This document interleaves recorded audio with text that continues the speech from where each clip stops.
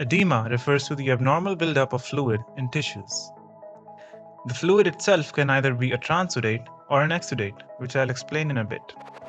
Bilateral edema is seen in heart failure, liver failure, renal failure, and inferior vena cava compression.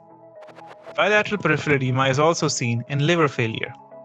Liver normally functions to produce albumin. Albumin contributes to colloid osmotic pressure in the vessels.